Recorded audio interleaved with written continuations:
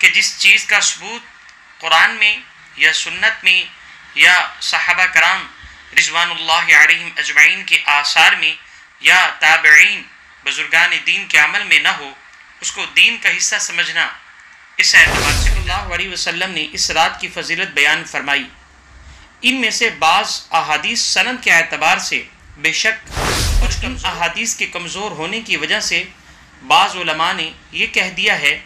کہ اس رات کی فضیلت، لیکن حضرات محدثین اور فقہا کا یہ فیصلہ ہے کہ اگر ایک روایت سند کے اعتبار سے کمزور ہو لیکن اس کی تائید بہت سی احادیث سے ہو جائے تو اس کی کمزوری دور ہو جائے۔ الرحمن الرحیم، اللہم صلی علی محمد وعلی آل محمد کما صلیت علی ابراہیم وعلی آل ابراہیم انک حمید مجید۔ السلام علیکم ورحمۃ اللہ۔ شب برات کے متعلق چند باتیں آپ کے سامنے پیش کرنا مقصود ہے۔ سب سے پہلے تمہیدی بات آپ کے سامنے پیش کرنا چاہوں گا۔ ایک بات نوٹ کر لیں کہ شب برات کے حوالے سے کہ جس چیز کا ثبوت قرآن میں یا سنت میں یا صحابہ کرام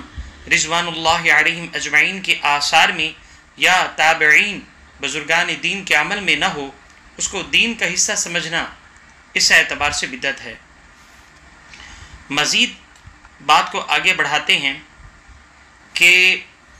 حضور اقدس صلی اللہ علیہ وسلم کی اتباع، آپ صلی اللہ علیہ وسلم کے صحابہ کرام رضوان اللہ علیہم اجمعین کی اتباع، تابعین اور بزرگان دین کی اتباع، یہ اصل میں رسول کریم صلی اللہ علیہ وسلم کی تعلیمات پر عمل کرنا ہے۔ شب بارات کے حوالے سے چند اہل علم کی یہ رائے ہے کہ اس کی کوئی فضیلت نہیں ہے، لیکن کچھ علماء کرام اس کی فضیلت کا حق بیان کرتے ہیں۔ وہ یہ کہتے ہیں کہ 10 صحابہ کرام رضوان اللہ علیہم اجمعین سے احادیث مروی ہیں اس کی فضیلت کے متعلق۔ نبی کریم صلی اللہ علیہ وسلم نے اس رات کی فضیلت بیان فرمائی۔ ان میں سے بعض احادیث سند کے اعتبار سے بے شک کچھ کمزور ہیں، اور ان احادیث کے کمزور ہونے کی وجہ سے بعض علماء نے یہ کہہ دیا ہے کہ اس رات کی فضیلت بے اصل ہے، لیکن حضرات محدثین اور فقہا کا یہ فیصلہ ہے کہ اگر ایک روایت سند کے اعتبار سے کمزور ہو لیکن اس کی تائید بہت سی احادیث سے ہو جائے تو اس کی کمزوری دور ہو جاتی ہے۔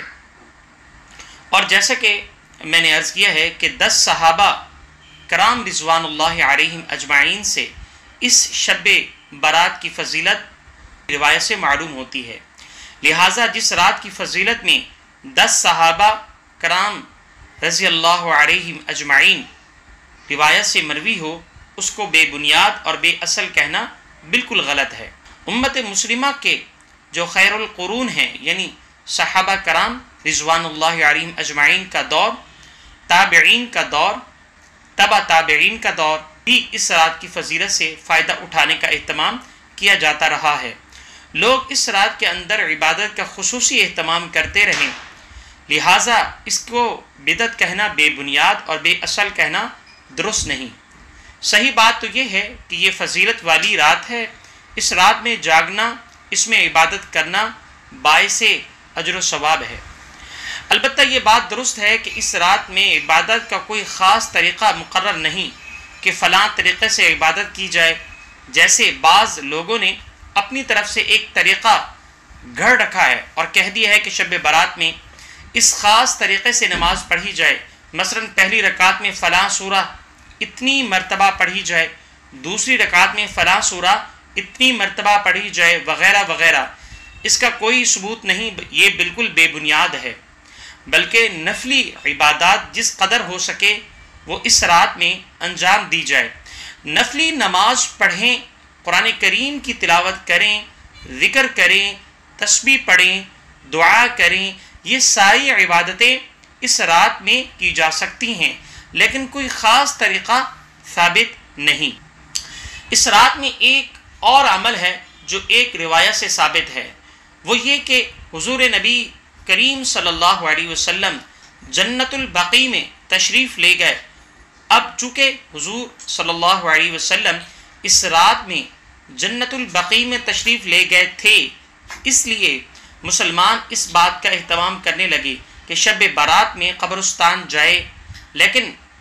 جناب حضرت مفتی محمد شفیع صاحب رحمہ اللہ ایک بڑی کام کی بات فرمایا کرتے تھے، ہمیشہ ہمیں یاد رکھنی چاہیے۔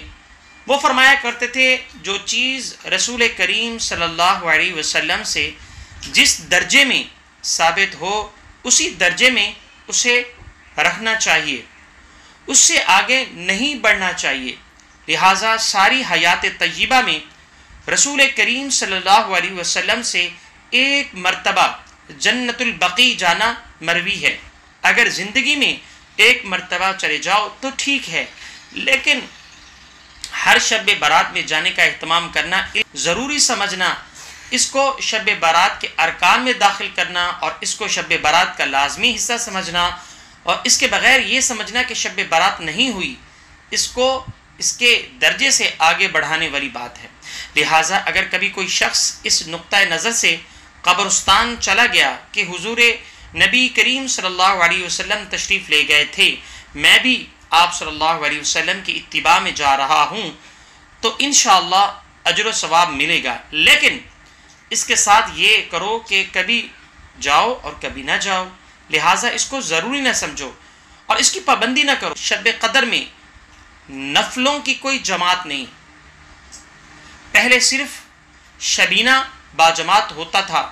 اب سنا ہے کہ صلاۃ التسبیح کی بھی جماعت ہونے لگی ہے۔ یہ صلاۃ التسبیح کی جماعت کسی طرح بھی ثابت نہیں، ناجائز ہے۔ اس کے بارے میں ایک اصول سن لیجئے جو نبی کریم صلی اللہ علیہ وسلم نے بیان فرمایا۔ فرض نماز کے علاوہ ان نمازوں کے علاوہ جو حضور اقدس صلی اللہ علیہ وسلم سے باجماعت ادا کرنا ثابت ہے، مثلا تراویح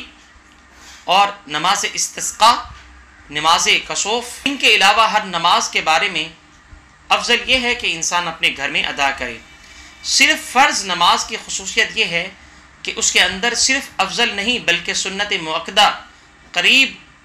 واجب ہے کہ اس کو مسجد میں جا کر جماعت سے ادا کرے، لیکن سنت اور نوافل اصل قاعدہ یہ ہے کہ انسان اپنے گھر میں ادا کرے۔ فقہا نے یہ دیکھا کہ لوگ گھر جا کر بعض اوقات سنت کو ترک کر دیتے ہیں، اس لیے انہوں نے یہ بھی فرمایا اگر سنتیں چھوٹنے کا خوف ہو تو مسجد ہی میں پڑھ لیا کریں تاکہ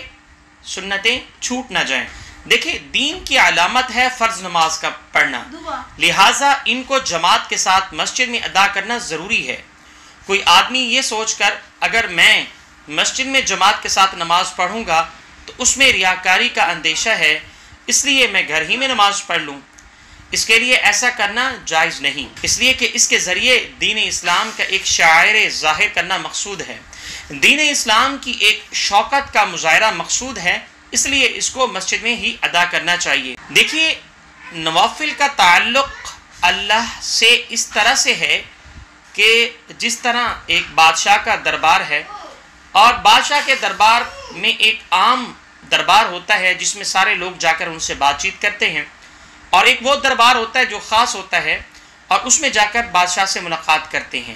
تو نوافل چونکہ تنہائی میں پڑھتے ہیں تو اللہ سبحانہ و تعالیٰ سے بندے کا تعلق ایک تنہائی سے ہوتا ہے، اور اسی طریقے سے جو جماعت کا معاملہ ہے وہ ہر کسی کے ساتھ مل جل کے پڑھ رہے ہوتے ہیں تو وہ معاملہ عام کا ہے۔ تو اس رات یعنی شب برات میں نوافل کو زیادہ سے زیادہ پڑھیں۔